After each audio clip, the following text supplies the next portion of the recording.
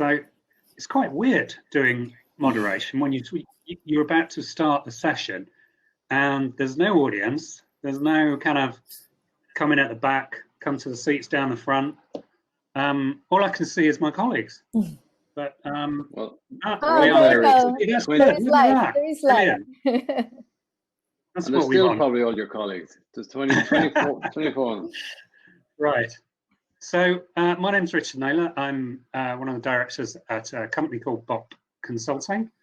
And I'm very pleased to be here with my colleagues, Connor and Christina. And we are going to be talking about some work that we're currently doing for UKRI, which is an evaluation of the Audience of the Future programme. I'm quite lucky because I'm just doing the moderation. My colleagues are going to be doing all the heavy lifting. So in a moment, I will hand over to them. I'm just here to say that if you could keep your questions until the end of the presentation, that would be great.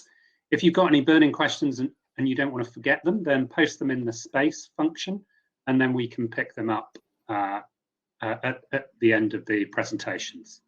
So without further ado, I'm going to hand over to my colleague, Christina. Thank you, Richard. So if you bear with me just 1 second, I'm going to share my slides. And could you confirm that you can see it, Richard and Connor? Yeah. Yeah, perfect. So just a brief introduction from my side. My name is Christina Rosenberg. I'm a partner at Technopolis and I head our London office. Connor? Hi, my name is Connor Roach. I'm an Associate Director at BOP Consulting. Excellent. So if I move to the next slide, so what we have for you here today is actually 3 sessions into one. So first of all, as Richard mentioned, we're going to walk you through our evaluation of the Audience of the Future program, showcasing the scope of the evaluation, the methods that we're using, and how it fits into the policy cycle.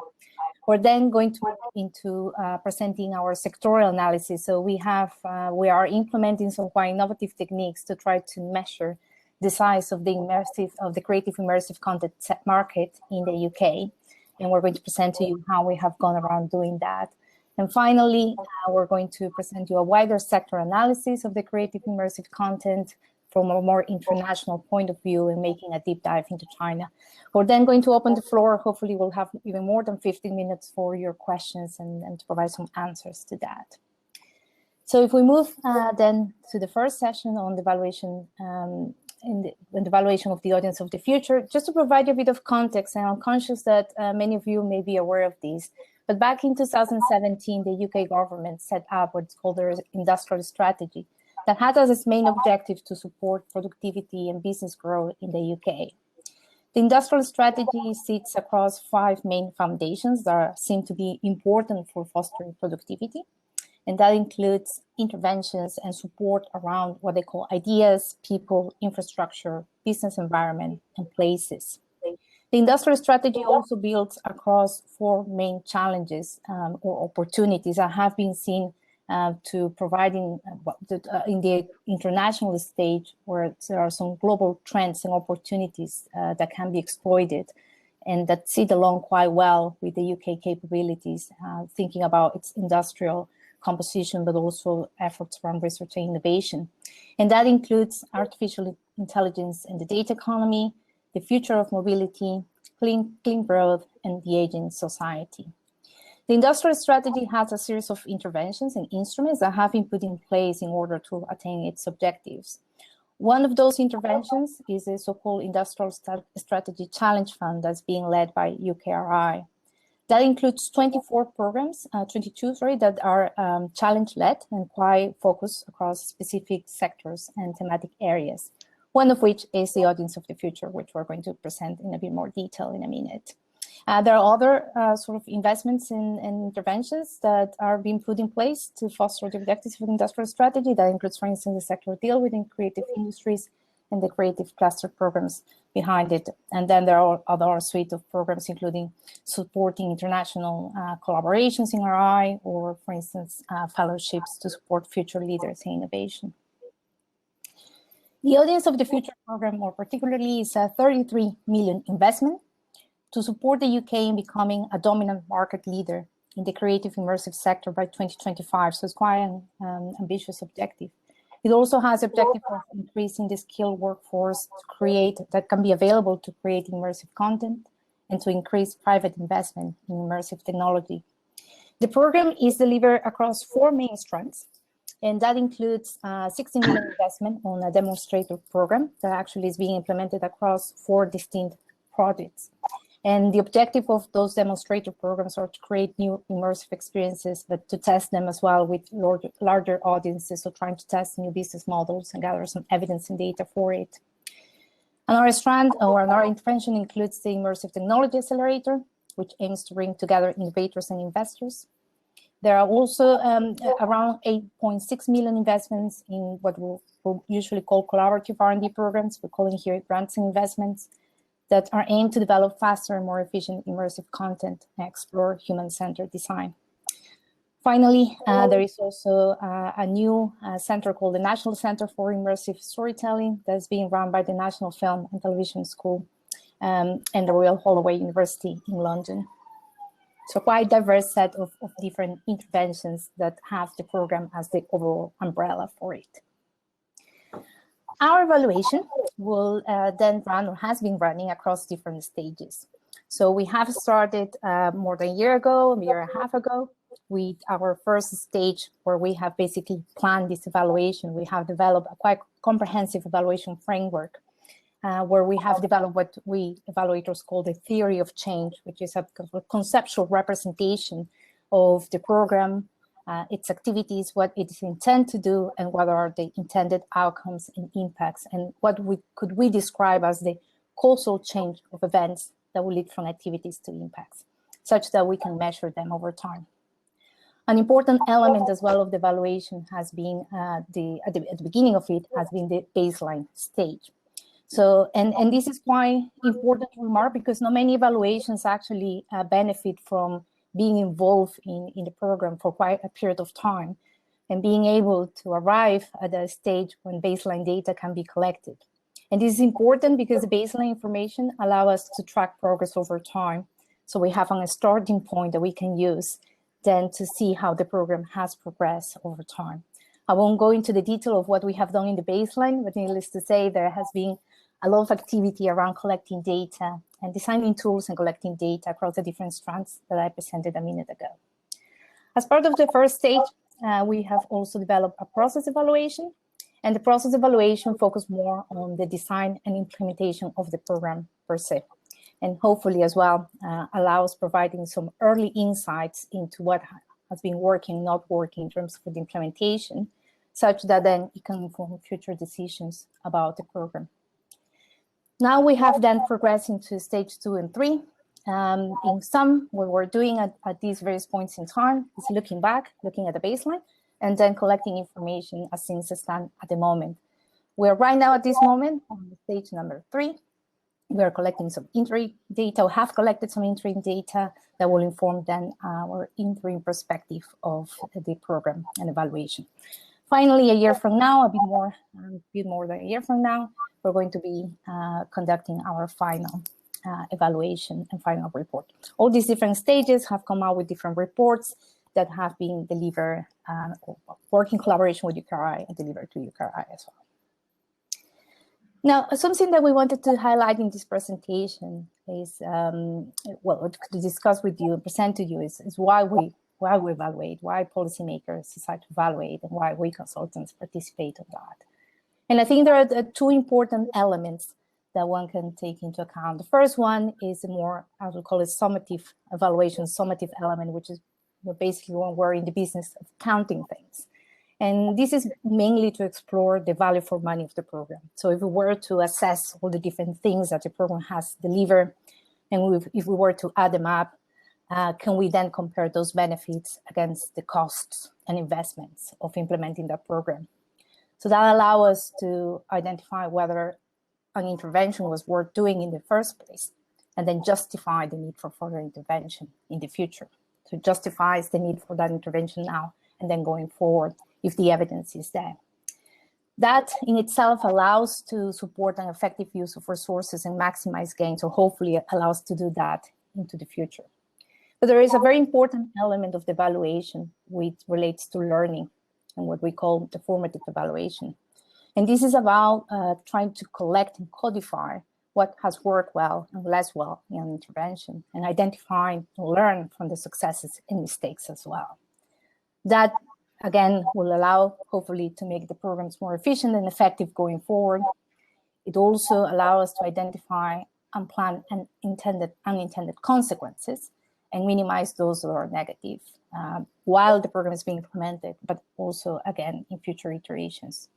And then once that those best practices and that understanding of what has worked well and less well is codified, that then can become an important device to spread good practice.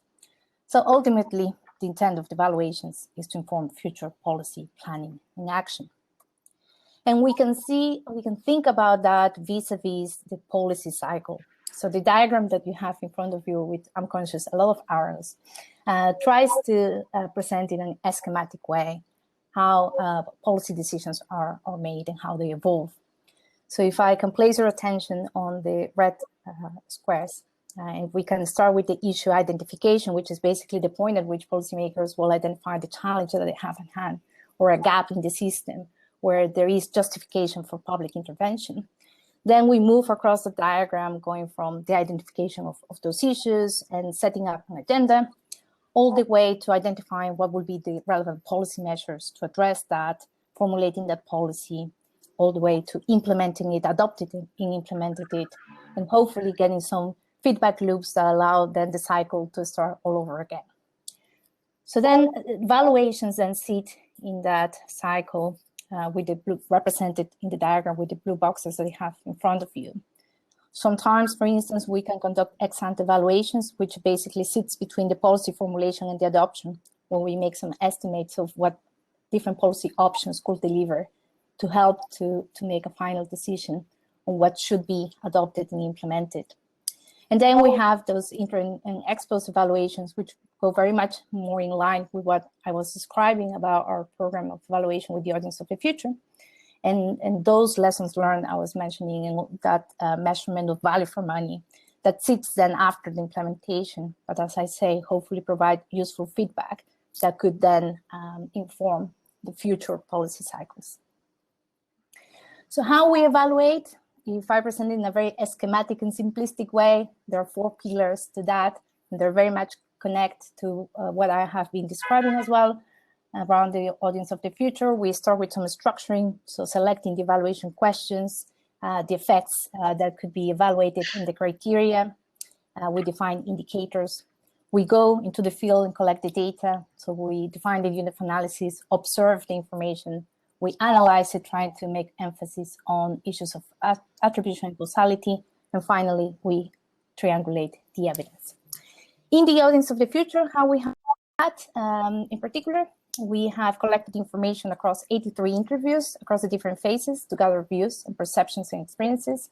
We have implemented different surveys, mostly directly to those grants and investments I mentioned at the beginning. We have around 270 responses that will allow us to then measure hard metrics and indicators. We're doing deep dives into particular interventions, especially the demonstrators, developing case studies that will allow us to provide rich narrative to demonstrate and progress and document progress for time.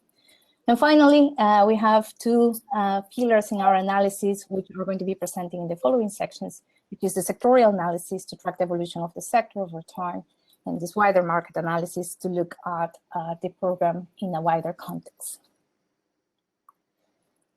So that leads us nicely to our second session. You're still stuck with me for 50 more minutes. And here I'm going to present to you how we have gone around trying to measure the creative immersive content market in the UK.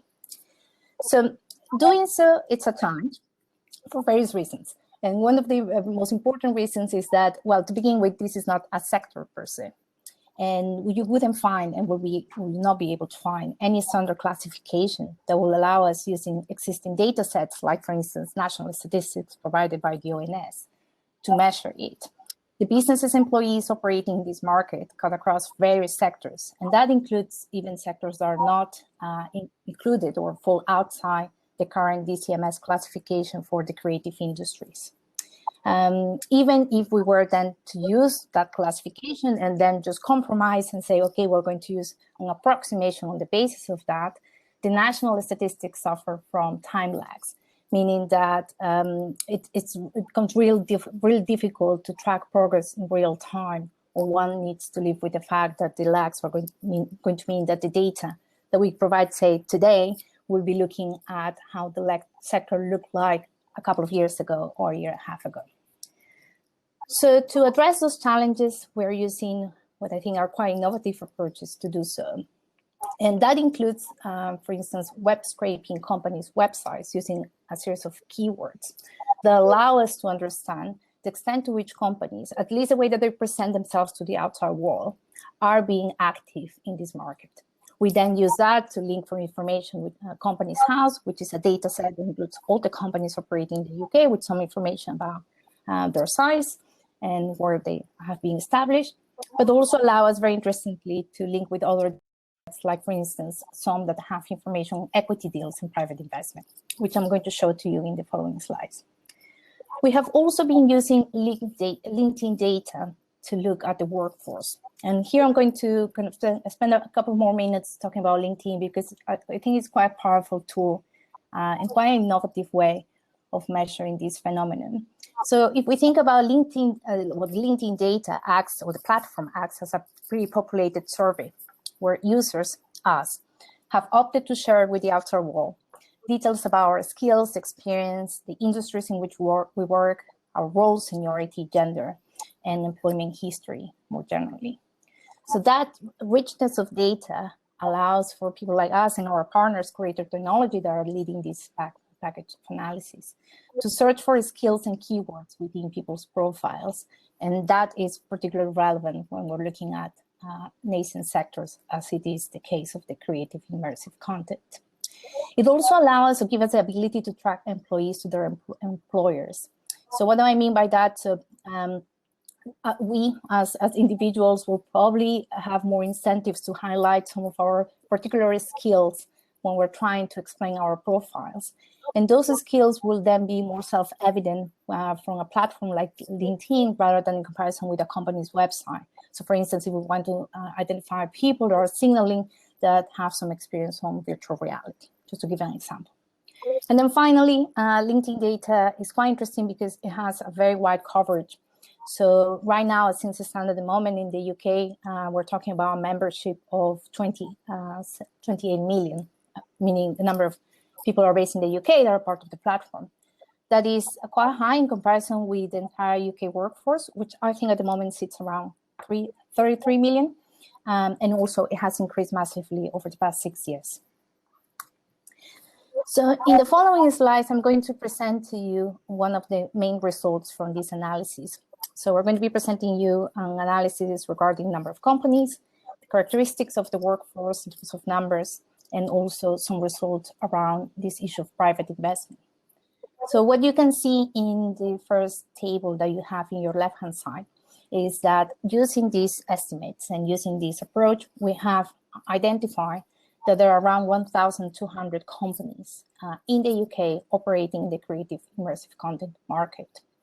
Interestingly, those companies, well, they sit across different standard sectors like IT, film, music, and performing and visual arts, design, advertising, architecture, etc.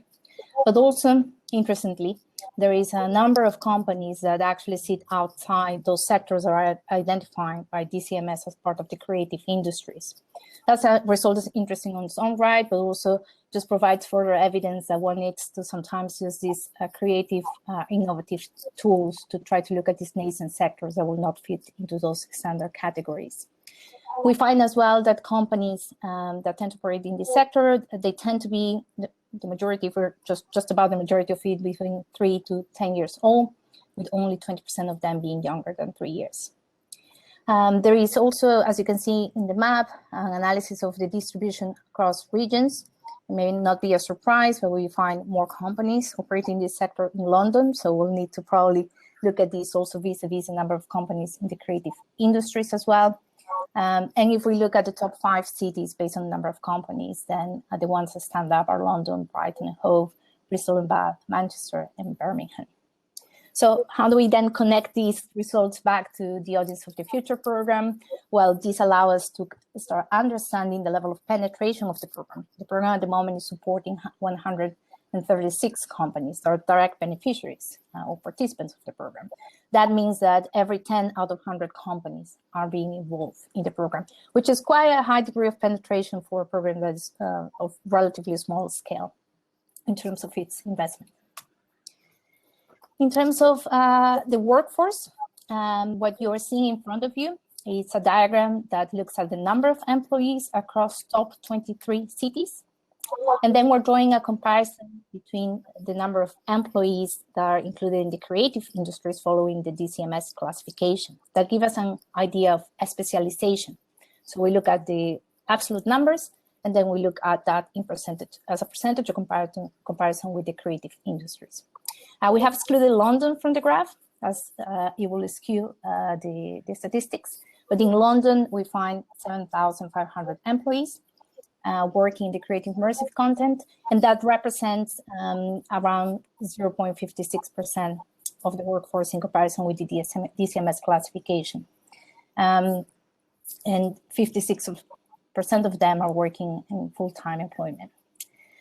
Then you see the figures across all these different cities, but if I can place your attention on that column with the DCMS figures or indication of specialization, we have marked for you those cities where the degree of penetration is a bit higher, was higher than 0.6%. And that gives in itself some very interesting results. So we have, for instance, if I could just use one example, Cambridge, with around 250 employees or 150 people within that workforce, a high degree of specialization, at least relatively high, with 0.84% in comparison with the size of the workforce for the creative industries. In that case, in particular as well, we find a high percentage of employees working full-time, so with full dedication to it. Other interesting examples are also Bristol and Bath, Brighton and Hove, all the way to Dundee, that even though has a very small, relatively small workforce, there is a relatively high degree of specialization. The LinkedIn platform also allows us to use a feature that many of you may be familiar with. One can select to signal to the outside world, mostly to recruiters, that one is open for new opportunities, looking for new jobs. And that allows us to give us also almost like measure the temperature, say, for a particular sector on the amount of the percentage of the workforce that's thinking about changing either roles or actually looking for employment as their current situation may be uncertain. So we have taken a snapshot coming from back in 2019 in March, and then we have looked at the situation in October 2020. We have not used a year-to-year comparison for obvious reasons. We wanted to capture the potential effects of COVID. And what we find is a significant increase in the percentage of employees that are signaling a desire to find new jobs. And that's going from 19% to 28% in this period of time. And that could give us a sense of a sector that may be, I won't say struggling, but definitely a workforce that have been put in a situation that needs to be actively looking for potential other options. You can see in the graph the distribution across the different cities. I'll just use London as a case in point, where we can see a change from 20% to 30% in the percentage of people looking for new opportunities in those past months. Finally, we have information on private investments. As I say, we are able to connect information that we have about companies, and then we look in some dedicated data sources that are capturing information on equity deals. And what you can see in front of you is the results of looking at 3 years as a baseline, say, so prior to or up to July 2019. That's what you have in your left. And in your right, you have basically information from the past year up to October 2020. And if you place your attention on the reddish portions of the graph, you can see that there has been an increase in the past year towards the percentage of deals that are focused on the early stage companies, so pre-seed to seed and angel, all the way to Series A. So right now, what we have is around 70, oh, I'm going to say that wrong, now 74% of deals that have been placed for those early stage companies in comparison with 57% of 3 years ago. So what we can see then or conclude is that there is an increased appetite for risk among investors who are investing in the UK and the creative immersive content, which is good news. You cannot see the figures in front of you, but this is higher in comparison with the EU. So in the EU, yes, there has been also this increase in appetite for risk, but it's higher in the UK. We can see more deals as well. Just within the span of a year, we have 75, while in the past we had 124 over 3 years or more. And we're estimating that there is around 165 million in US dollars that have been raised in the past year for in terms of equity deals. So I'm going to stop now and give the floor to Thank Connor. you, Christina. So BOP Consulting, BOP Consulting, I've been working with Technopolis Group on this evaluation. And as part of our work with the evaluation, we did a scan of the international immersive technology industries. Now, this work was important to understand context for the development of the UK's immersive sector. The intention was to establish a baseline snapshot of global demand and uptake for immersive in the creative industries, the technologies, levels and areas of investment and potential barriers to growth. But this work is very broad in scope, and consequently, it cannot cover all the areas necessary and the depth required for a comprehensive market study. That's the disclaimer. There are many areas that require further and deeper analysis, and we're currently undertaking a deeper analysis of the opportunities in China, which I'll touch on a bit later. It's also important to note that this research I'm going to present now relied on existing market research pertaining to the international immersive technology industries. So we didn't carry out primary research. So we are limited to existing data and information where it's available, and where possible, we try to focus on areas where there tended to be a convergence of opinions in combination with our own experience. And these are the areas I'm going to focus on for this presentation as well. So for the next few minutes and for the remainder of the session, I'd just like to highlight some of those areas and some of the more instructive findings from this wider analysis. The last thing I'd like to say before I dive in is that this analysis was carried out in pre-COVID times. So where possible, we've attempted to bring the data up to date, but as we can discuss later, the impact of COVID remains uncertain. Okay, so one of the first findings, and this was a convergence of opinion, is that AOR is set to dominate. In 2018, the VR segment was estimated as the largest segment in the industry, accounting for just over 50%. And that's true now as it was then. However, there is consensus that AOR will dominate the industry going forward, with projections suggesting that AOR account will anywhere close to 90% or over of the industry in 2022 and beyond. And there are a number of reasons for this projected dominance. AOR is more portable, it has a lighter technology overhead, and the rollout of 5G will drive greater availability of portable AOR applications and services. VR remains expensive, and while standalone VR headsets have been very successful in recent times, more headsets remain tethered to supporting hardware, and so obviously it's not portable in that regard.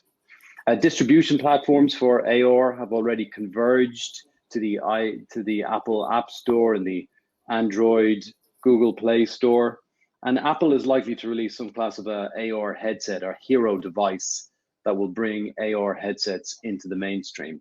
And all of Apple's latest phones already have extensive AOR capabilities, as do many other manufacturers as well. And in line with this, what we are finding is that international investment trends are already shifting from VR, with money going into computer vision and other AOR-related technologies. Okay, so onto the creative industry. So the creative industry, no surprise here, is going to account for half of the industry, with video games as the largest sector more broadly. And although it's heartening to understand the scale of the potential industry, if you're a content creator and someone working in the creative space, this is good to know. According to data, consumer spending in 2017 made up the largest portion of AR and VR, spending worldwide at around $6 billion US, with consumers spending more on creative applications, including gaming and entertainment.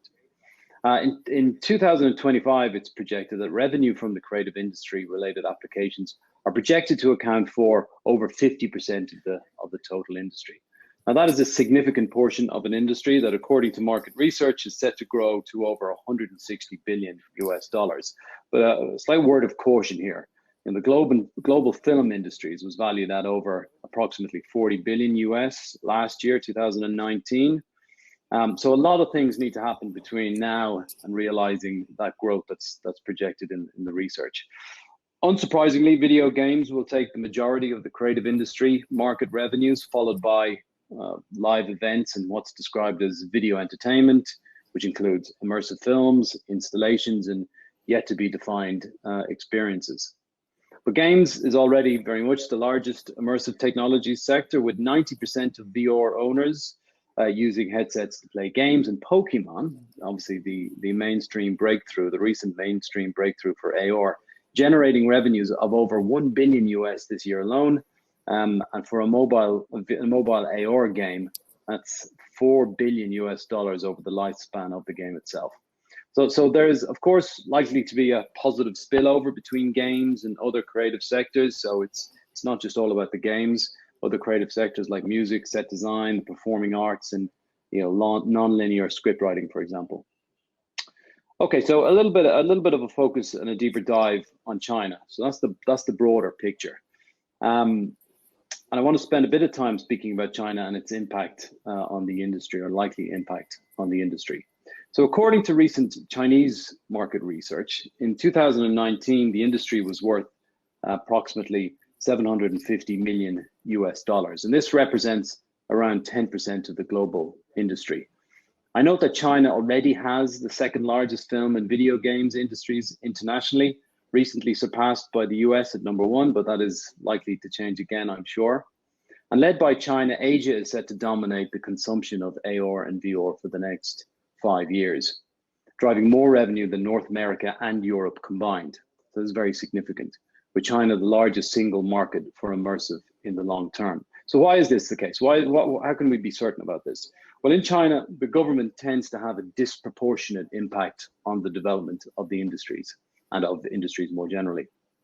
And in 2019, the State Council, the sort of central government authority in China, they issued guidance, in inverted commas, in relation to the stimulation of cultural consumption. And this policy, or this guidance, specifically highlighted immersive as an area of growth for the country. Now, following this guidance, local and municipal governments took that guidance as an instruction to establish what in China are called government guidance funds for immersive. Essentially, these funds provide matched investment for private investment in private companies.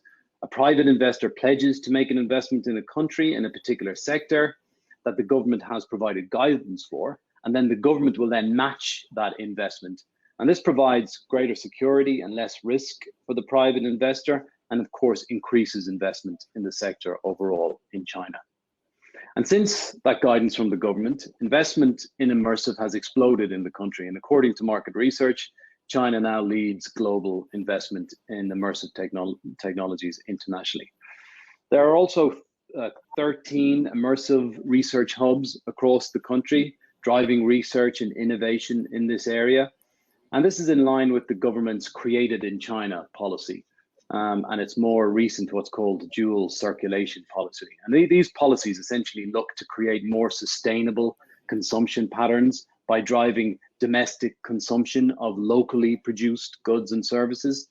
Now, one would assume that China will potentially look to import less and potentially become an exporter of immersive content. But for historical and cultural reasons, we don't believe that this is likely to be the case anytime soon. China has been trying to export content and become less reliant on foreign content exports for years, for foreign content imports for years. And while the country excels at developing and manufacturing technology, as we know, there isn't the cultural basis for producing international standard content. And unlike the UK, China tends to be an importer of content and content-based IP. They don't have the training or the experience, the domestic talent or the infrastructure. Now that might change, and the government wants it to change, but it's going to take a long time. So if the video games is anything to go by, China will produce content, but it's going to be of low production values with a high turnover of titles. Now, unlike in the West, where production values tend to be a lot higher and a much lower turnover of new titles, this low value, sort of high turnover of content in China might be appropriate for the domestic market, but it's not necessarily going to work internationally. And one of the other reasons why consumption is likely to be higher in China is the tendency towards higher adoption of new technologies. So the Chinese tend to be enthusiastic early adopters of new technology, even if the technology isn't perfect yet. And in China, theme parks and gaming cafes and shopping malls have made access to high-end VR headsets for years. And so they've been using VR in a very public setting for many years. So the market is primed. And in China, there's also less fear and nervousness around personal data and privacy. The Chinese government support for the development of industry and its sort of centralized approach to government. This lowers regulatory barriers around data and eliminates any issues around personal data and access to that data for businesses. And just finally, there's anticipated to be early and greater uptake for 5G in China. 5G, which is set to drive access to mobile immersive applications, has already been rolled out across tier 1 cities in China. So the main urban centers like Shanghai, Beijing, Shenzhen, and this is likely because pre-5G connectivity in China is much slower than 4G connectivity in the UK. So this makes access to HD video, let alone immersive content, very difficult in the country. And this suggests that there is latent and a potential pent-up demand for 5G in China. So with this in mind, the major telecoms operators in China are collectively investing over $25 billion in this year alone, have invested that much money this year alone. For China Telecom, their 5G spending will account for over 50% of its entire expenditure for the year. So this is very significant. Another giant operator, China Unicom, is making VR and AR headsets available alongside upgrades and 5G subscriptions. And it's investing in what it describes as the 5G XOR ecological alliance. Also, the main telecoms operators and Huawei have been all developing what they're describing as cloud VR capability, essentially sort of competing immersive infrastructure across the country. So generally, China is going large and betting big on immersive. And many international producers and distributors are benefiting from that bet and from that commitment by the government and investors. For example, Facebook Oculus, the most popular headset globally, it's outselling its Chinese rivals in China as well, which is quite surprising. And its market share is increasing. So Oculus has gone from about a 19% market share in 2018 in China to just under 40% last year. And this has helped Oculus become the sort of the global Steam platform. The graphic. Now, simplified Chinese is the choice for just around 40% of users, while English language is at approximately 30%, which I think is an interesting shift. But look, accessing the Chinese market is difficult, and it's notoriously difficult for international businesses. And next and finally, I just want to talk about some of the broader barriers to growth for immersive that we found in our research. So as I said, entering the Chinese market is difficult. Similar to existing gaming, TV, film, and video markets in China, barriers to entry to the Chinese market for international immersive content producers is likely to include and have to deal with and contend with strict laws around censoring and the regulation and the distribution of foreign content. This is similar to what's happening in the digital video, film, TV, and video game space. And there's no reason to suggest that immersive content won't have to adhere to the same regulatory compliances and approvals. They will. Also, Chinese user data access and the portability of that data beyond China is prohibited by law. And so as a result of China's cybersecurity laws, this becomes very difficult for international companies to understand sort of consumption patterns and how they actually localize their games in the context of those laws and those data restrictions. To bypass some of those laws and the cybersecurity restrictions, Apple, for example, had to open up a second data center in China that cost approximately $200 million US. Now that is a cost that's going to be beyond most international immersive producers. So beyond China, there is still a lack of revenues for creative content. Currently, revenues in creative experiences come primarily from games, and this is driven by premium standalone VR experiences. Continuing lack of revenues from immersive content beyond gaming has already led to lots of content-based startups to fold. And there remains a limited amount of content available in the market. This is coupled with expensive headsets and hardware setups and an uncertain business model. Producers are sort of tentative, and the market is growing tentatively as a result of this. And many producers and developers are waiting for greater adoption before entering the market. Also, advertising. So advertisers are not willing to spend the amounts needed to create sort of bespoke, high-value, immersive content, particularly of the quality that reflects upmarket brands and publishers that have those big budgets. So for advertisers and brands, the benefits of immersive content over video content, for example, are still unclear. And also there are limitations of distribution, i.e. a dependency on third-party apps and platforms, and this makes it hard for brands to drive traffic in conventional ways that helps those brands and publishers extract value. The market still also lacks what we're describing as a hero device, a headset, and an everyday use case. And there remains no standout sort of VR or AR mixed reality headset that is best of breed in class. While there are a number of leading developers, none have become the sort of standard in their class. And this lack of a so-called hero device is hindering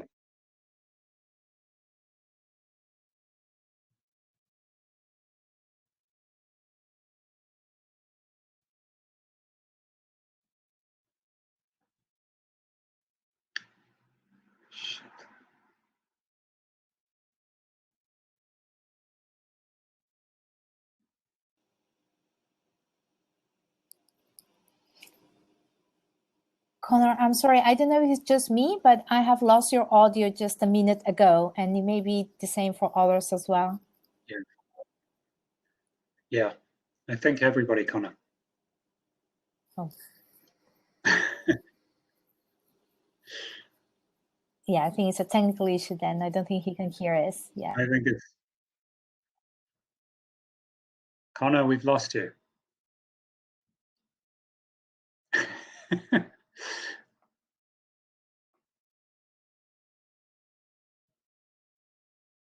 Okay, perhaps we should wrap up if we've lost Connor for the moment, because that was the last slide he was on, and we've kind of pretty much got to the end of the presentation. Bang on time, I should say. So well done, Christina and Connor. And so I guess we can go into the Q&A. So just to summarize, we heard why we're doing the evaluation. We heard a little bit about how we're approaching it. We tried to pick some of the elements that we felt had the kind of wider interest in terms of thinking about new ways to measure nascent and emerging economic activities like this. And then we've had the kind of international market overview from Connor, who unfortunately looks like he still thinks we can hear him. And finally finishing on some of the pros and cons, I guess, of China being a significant player in the international market. So we've got a question from, is it Agnieszka? can you say how you would evaluate processes, cause and effect? Okay, I'll take on that question. So yeah, we have set up an evaluation framework that is trying to capture, to the extent that possible, the ability to look at the counterfactual scenario. So we're doing this in a quantitative and qualitative way.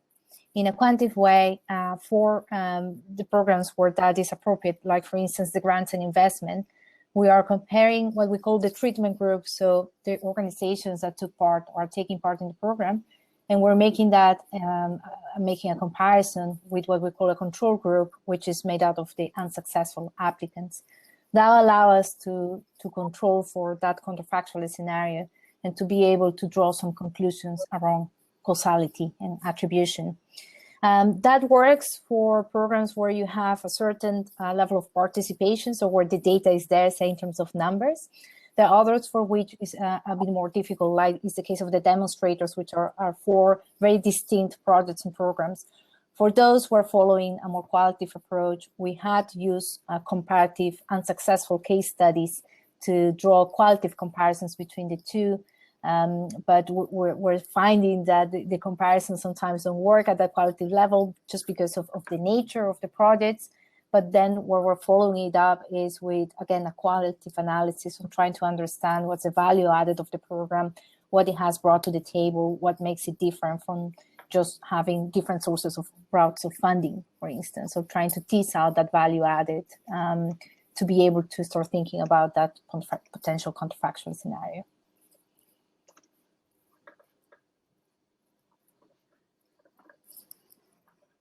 So we have a question now from Graham, who asks, your talk was really fascinating assessment of the sector. How do we balance the assessment of the sector with the evaluation of the impact of the program itself? Yeah, with some caution. We did the sector analysis gave us a very good context and background to understand, as you say, what is a very evolving sector. It's slightly more difficult than to draw some causal considerations when we're looking at the sector vis-a-vis the program.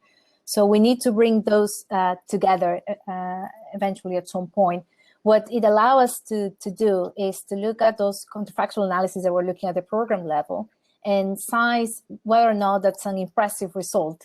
Say, for instance, if we do find that the organizations are being part of the companies are being part of the program are growing, we would like to know whether that growth was expected, if that goes in line with the trends in the sector. If it's something that then at that point one can, further say that, well, it will have happened anyway because it was a sector that was growing a certain rate. So it will allow us to put those figures into context and be more confident as well when we're talking about the causal effects of the program. Take, for instance, that decrease in the number of companies. If we look at the companies that have participated in the program, look at the comparisons with the unsuccessfuls, but more than that, are able to demonstrate they're still in business and growing and being supported in terms of maintaining the level of economic activity, that will then be an excellent result for the program because we're seeing that the sector is under a lot of stress.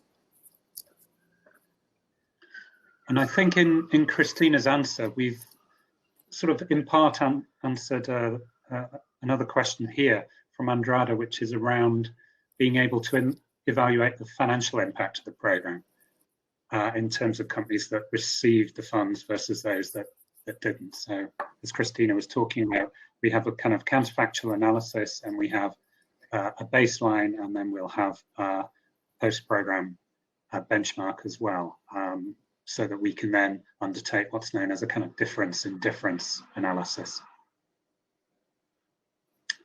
Right.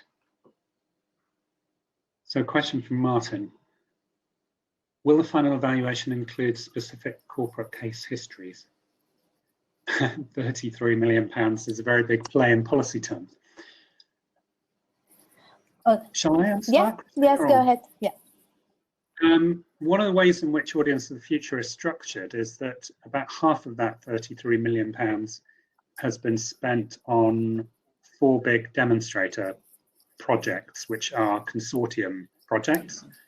And because there's only 4 of those, and it takes such a lot of the money, we're following those 4 consortium projects very closely. From the baseline, we've just been undertaking interviews actually in the last month or so, which is the interim assessment, and then we'll be doing a final assessment. So I think the answer is yes, very much so in terms of the demonstrators. And then we have some lighter touch case studies that we've undertaken across other areas of the program.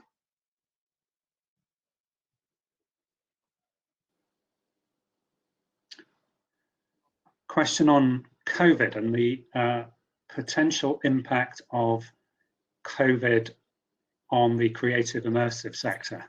Connor, can I ask you to contribute? You missed my drop the mic moment, did you? Yes, exactly. It would have been amazing. I know it would have been, Connor. I don't know where you lost me. There I was singing to myself in the shower.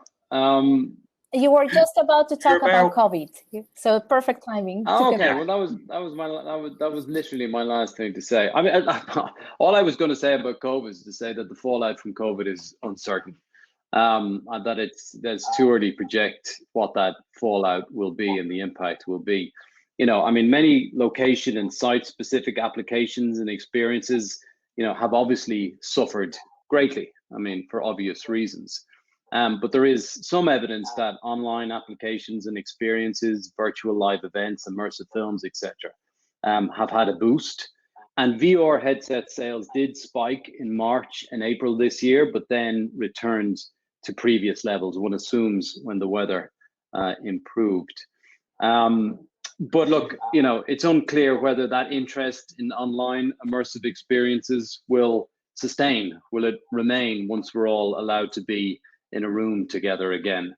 And I think that's the billion-dollar question, and that's one that I'm not willing to answer right now. Very professionally answered there, Connor. I have another question which comes from something that Graham said earlier, which was kind of looking at the geography of those results, Christina, was quite interesting in terms of where those sort of specialization cities are, and I guess the kind of obvious connection in my mind that I was making between a lot of those smaller cities where there was specialization and universities. So Cambridge, Oxford, Dundee, Abertay, possibly Sheffield as well. Is that your sort of reading?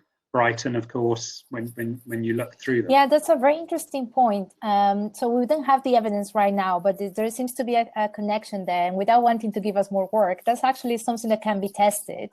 And we can use similar approaches that we have used to mine the company's websites and LinkedIn to do the same for research areas and look at, for instance, 10 years of funding from UK and see where that funding is located for that particular sector. We have that information, but if we were to plot that geographically, I think then we will be able to answer that question. And I think the hypothesis will probably be tested at that point. I think that's something that we could definitely look at to prove. I hope that answers your question, Anne. Yes, we can definitely do that, but for some more money. Richard, can I just go back and just address the COVID thing again, if I may, and also just connect it in Sure. with China, because I think there's an important point there to make. So, you know, China has been one of our focuses for this work. So, you know, what we're finding is that the demand in China, because China doesn't have the same history and culture with, for example, you know, the performing arts in terms of sort of the reach and the breadth of access that we would have here, and they're trying to scale access to live performance. There's a massive demand potentially there in a way that there isn't here for those sorts of experiences outside of COVID, right? Because what the Chinese government need to do is they need to facilitate and access the performing arts and live entertainment at scale, because considering the numbers in China, and there is, you know, per head capita, a lot less theaters and a lot less performance spaces in China. So there is an opportunity there, regardless of the COVID situation, to think about how you take sort of live experiences in a sort of virtual context or an immersive context and take them internationally to countries, to economies where there is high demand and they don't have the same sort of performance infrastructure. And so I think this sort of pivot to online experiences, while I think it's uncertain what the impact will be in the UK, yes, and I'd suggest it'll probably be a massive return to the physical live experiences over the next year or so, vaccine permitting. But in China, there is likely to be, or places like China, a sustained interest and a growing interest in virtual live performances because they lack the physical live infrastructure that other countries like the UK have. So I think this pivot is an interesting test case for places in countries like China. Great. Do we have any more questions out there? Otherwise, I could always ask my colleagues some more questions.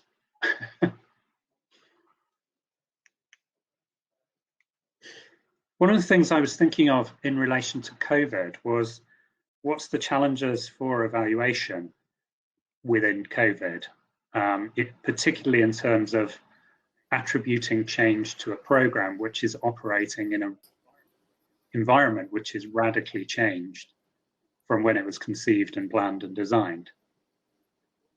I'm just wondering, Christina, if you wanted to talk about how that might be playing out across some of the other evaluations of industrial strategy funds, which Technopolis are involved in. Yeah. And what that means for audience. Yeah, absolutely. I think there are two things to highlight there. The first one is that these frameworks are developed in the context of evaluations that last 3 or 4 years need to be iterative. So even though we do a lot of hard work at the beginning on trying to set up the direction of travel for the evaluations, we have to be alive as evaluators as well. The context changes, hopefully not as quite as much as has changed now. But it means that there is a degree of iteration that needs to happen within the evaluations. And that includes from looking back at the theory of and seeing if things still hold, mostly if some of the interventions have changed substantially. Just to give another example of another industrial challenge fund that we're evaluating that was focusing on medicine manufacturing, which, as you can expect, have completely changed course into vaccine production, which was not the case before. But that's an extreme example of a complete reconfiguration. We know that in the case of the Agents of the Future, there has been some reconfiguration for the demonstrators as well, where their business case have changed and their focus has changed as well. So that requires for us as evaluators to look back at our tools and iterate and think about, perhaps changing some of the information that we're collecting. So that's in the kind of like more sort of conceptual point of view on how we collect the information and the data and adapt to it. The second point I wanted to make is that this is a point where really having a counterfactual pays off. Because if we want to compare a group of organizations are exposed, say, to the same systematic risk and change, this is something that one can do and that we're doing by having those counterfactual groups. That means that we will be able to see the effect that COVID has had across both groups, and hopefully we'll be able to see more resilience among those that are part of the program.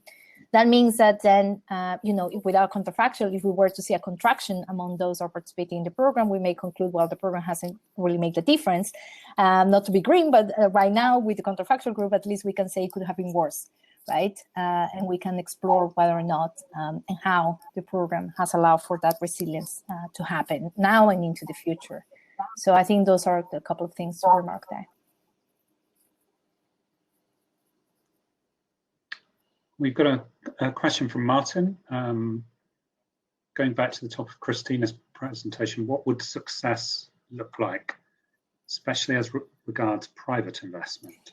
Yeah, I think we have tried to set up success vis-a-vis the objectives of the program, and one of which is at least at the medium longish term, is to by 2025 actually to become a dominant. The UK becomes a dominant market player. So that I guess will be one major signal of success. So looking at that position of the UK vis-a-vis the global market.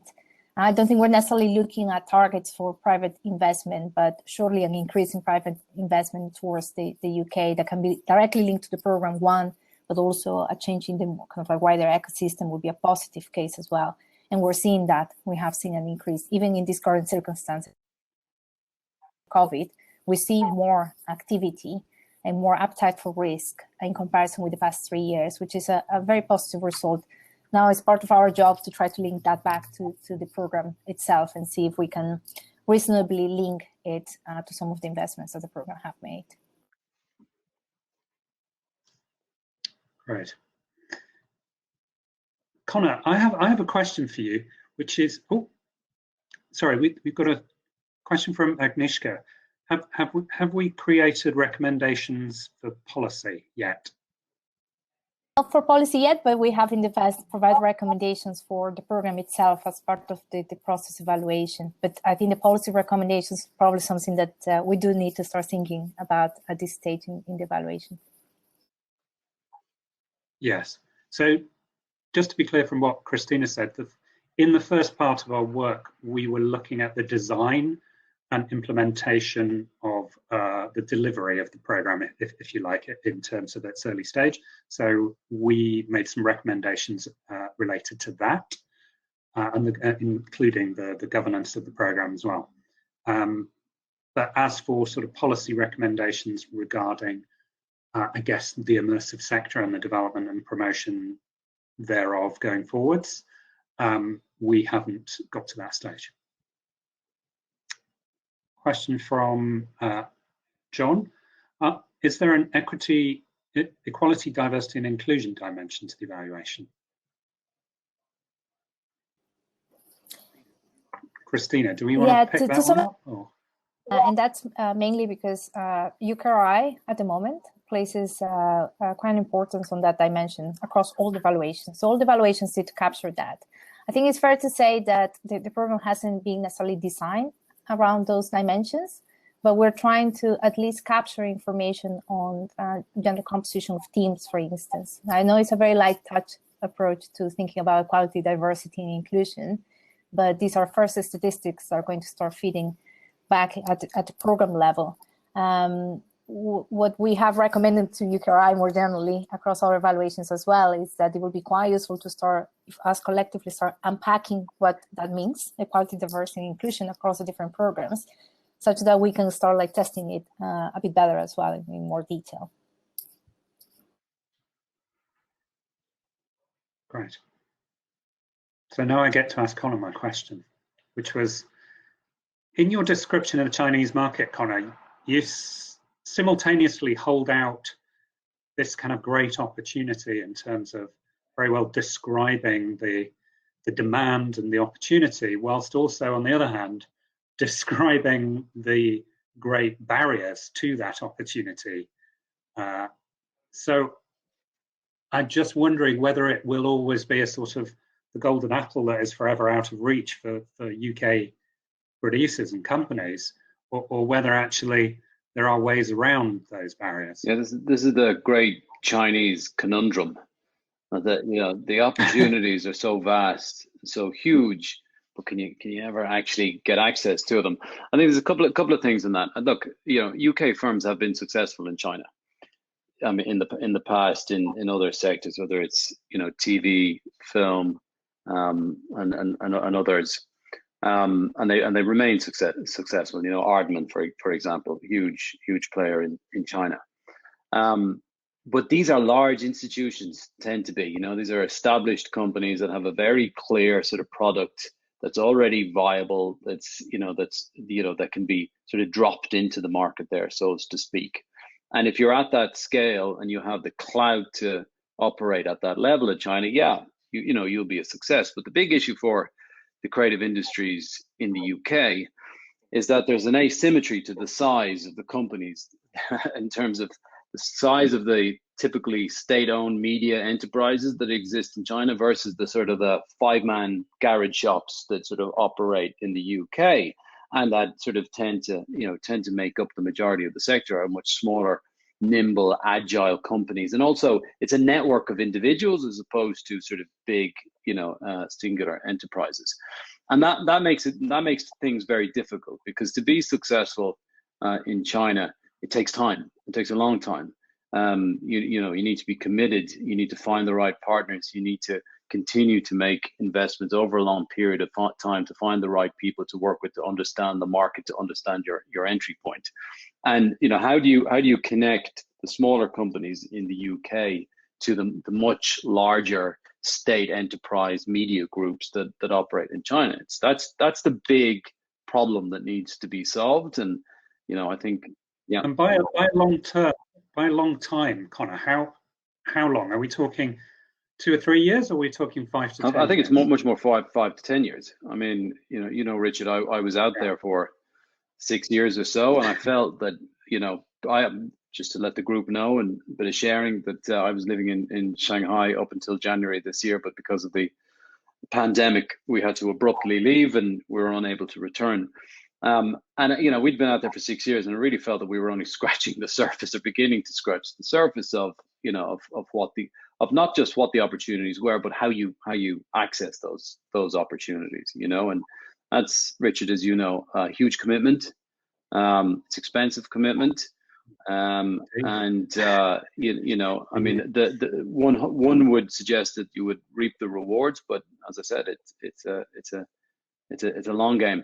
And there's this concept of China speed, which is agile by default. Things change and happen all the time. Decisions are made. It might seem a little chaotic, but they produce products, and it's back to that thing around sort of low quality but high sort of volume of turnover. It's a very different sort of structure to what we would have here. But at the same time, there's that, and then there's sort of paradox that it also looks very long term. Its policy cycles are much longer. It doesn't have to deal with pesky elections and changes in government like we do, and so it can deal much the longer term, and the government can pull levers that have immediate effect and impact on industries in a way that we can't in the UK. So it's complicated. Yeah. We've got a couple more questions. Question from Julian. For the Audience of the Future programme, have we needed to, or have we tried to align our evaluation with other UKRI challenges, or are they all different? So we have the both. So there is a level of consistency, a degree of consistency across all the different challenge evaluations. That is helped by the fact that we at Technopolis, we're looking after 6 of those program level evaluations at the moment. So that allows us to bring some knowledge, allow us to get to synthesis. But it's fair to say as well that the UKRI team at the evaluation team level for ICF have also trying to keep an eye on the consistency of those frameworks. Having said so, they're all quite unique. They're quite distinct in the areas and the sectors that they're addressing. So there is a great degree also of tailoring. So we have tried to keep, both worlds, basically, the best of both worlds, keeping some indicators that are consistent across the table, while at the same time, to be able to say something sensible about the program itself, having to adapt our tools to something that's more geared to understanding that particular program. And a question from Neris about, we've obviously heard a lot about China and its investment in immersive. What are the other countries that are investing significantly in immersive? Yeah, I don't have, I assume that's for me, but I don't have the figures in front of me, so I can't say for certain. But look, there's no surprise that after China, it's the US. But US is very much market led. I think it's how the investment is structured is different, is interesting. So China, it's very much the government, and this tool that the government uses across lots of different industries, which is this guidance fund, where they make it, the central government makes a declaration that there is going to be a focus on a specific sector. And then municipal and local governments will sort of develop these, what are called guidance funds, which follows the declaration by the government, and they match investment that any private investors make. And that provides security and certainty for investors and sort of helps accelerate investment in the development of the sector. In the US, they don't deal with government intervention. in that sort of way. It's very much sort of industry led first, and they're much more comfortable with risk than I'd suggest, perhaps European counterparts are. So, they match China, or there's a parity there, I suppose, but it's very much structured in a different way. And then there's a multitude of, and Christina, you might know about this as well, but there's a multitude of European programs similar to the Audience of the Future program across Europe as well. And again, these are sort of government-led interventions, which sort of still somewhere sit between sort of China and the US in terms of the extreme. So it's I don't have the exact figures in terms of the numbers in front of me, but the structure of the investment and the structure of the programs is what's interesting internationally. Great. Do we have a? When I'm looking over here, I'm looking at my big screen. It's like I'm looking to the floor, but I'm looking at my big screen over here. So I was like, do we have any more questions from the floor before we close? Have we got until? Actually, we're supposed to finish 1/4 I think, but it has been very interesting, obviously. So we're enjoying ourselves. Yeah. All right, here we go. Is there any data you wanted to have access in your evaluation but couldn't get hold of? It's a good question. I'm thinking. Yeah, I'm trying to think. Not really. Nothing comes to mind immediately. I think we have had good access to data that we needed from UKRI, so good administrative monitoring data as well. So no, nothing comes to mind. I think we may have perhaps struggled if we need access to granular data from secondary data sources. That's usually an issue. But in our case, because we're using these other methods, that means that we have that problem, and it hasn't been an issue. And as Graham said, they have sweated the funders for data. I know this. Right. So thank you, and thank you to everybody that's here today that may have contributed to our evaluation. If you're one of those people that spend an hour or two on the phone with us, we do thank you for your collaboration. It's clearly highly valuable. Indeed. So I guess that as a moderator, I've done a terrible job if we've overrun by 15 minutes. I thought we were on until 1/2. So yeah, I'd just like to thank the both of you and everybody who was sitting in on the session and asking questions. That was great. Thanks very much. Thanks, Richard. Thanks, Christina. Thank you all. Enjoy the rest of the Thanks conference. Enjoy. Bye-bye. Bye. Take care.